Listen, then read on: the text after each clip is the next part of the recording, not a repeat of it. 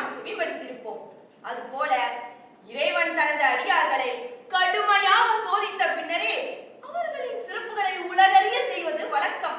அவ்வழக்கம் பிறலாமல் அன்பர்பணி செய்யும் அமர்நீதியாருக்கு சிவபெருமான் அருள் புரிய திருவுள்ளம் கொண்டு தனது திருவிளையாடலை ஆரம்பித்தார்.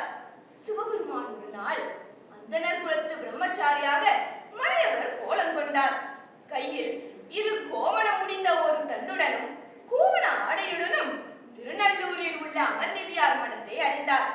அவரை கண்ட அமர்நீதியார் அகமும் முகமும் மலர அம்மறையவரை வரவேற்று உபசரித்தார். அவரை உணவுண்ண அழைத்தார். பிரம்மச்சாரியார் அவ்வேண்டுகோளுக்கு இசைந்து காவிரியில் நீராடச் சென்றார். செல்லும் பொழுதே மழை வரினும் வரும் என்று கூறி தமது தண்டில் கட்டியிருந்த கோவணம் ஒன்றை அவிழ்த்து அமர்நீதியாரிடம் கொடுத்து, இதன் பெருமையெல்லாம் உமக்கு நான் சொல்ல வேண்டுவதில்லை, இதனை பத்திரமாக வைத்திரு என்று கூற அமர்நீதியாரும் அதனை ஒரு இடத்தில் தனியாக பத்திரப்படுத்தி வைத்தார். சிவனடியாராக வந்த எம்பெருமான் அக்கோவணத்தை மறைபடி செய்து மழையில் நனைந்தவராய் திரும்பி வந்தார். தான் முதலில் தந்த கோவணத்தை கொண்டு வருமாறு கூறினார். கோவணம் கொண்டு வர சென்ற அமர்நீதியார் கோவணம் வைத்த இடத்தில் அதை காணாது திகைத்தார். பிற இடங்களில் தேடி பார்த்தும் கிடைக்கவில்லை. பின்னர் புதிதாக பிரிதொரு கோவணத்தை எடுத்துக்கொண்டு பிரம்மச்சாரியிடம் வந்தார்.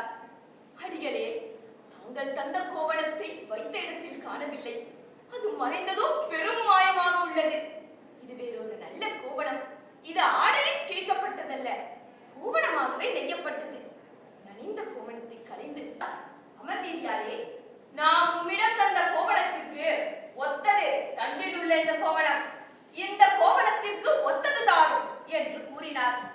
அதனை ஏற்றுக்கொண்ட அமர்நீதியார் ஒரு தராசை கொணர்ந்து அத்தராசின் ஒரு தட்டில் அடியர் தந்த கோவணத்தை வைத்து அதற்கு ஈடாக தம்மிடம் உள்ள நெய்த கோவணத்தை மற்றொரு தட்டில் இட்ட பொழுது அது எடை போதாமையால் மேலெழுந்தது.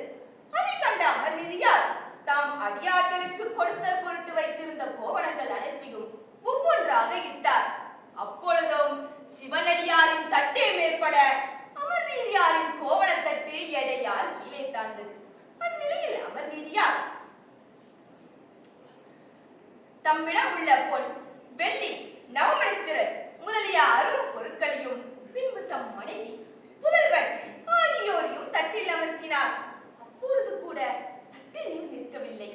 இதனால் மனம் திறந்த நாயனார், நாங்கள் இழைத்த அன்பில் இறை திருநீற்று மெய்யடிமை பிழைத்திலும் என்றால் இத்தராசு தட்டுகள் இரண்டும் சமமாய் நேர் நிற்பதாகுக என்று நல்லூர் பெருமானை வேண்டி திருவை தெளித்து ஓதி தாமும் மேலேறி அமர்ந்தார்.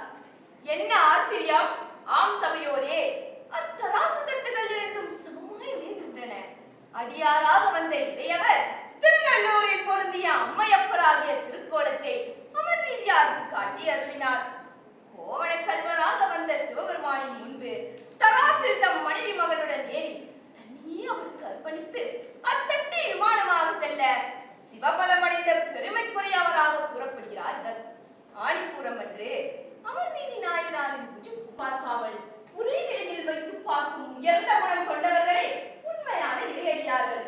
மேலும் சொன்ன வாக்கை காக்கும் பொருட்டு இதையும் அர்ப்பணிக்க தயாராக இருக்க வேண்டும்.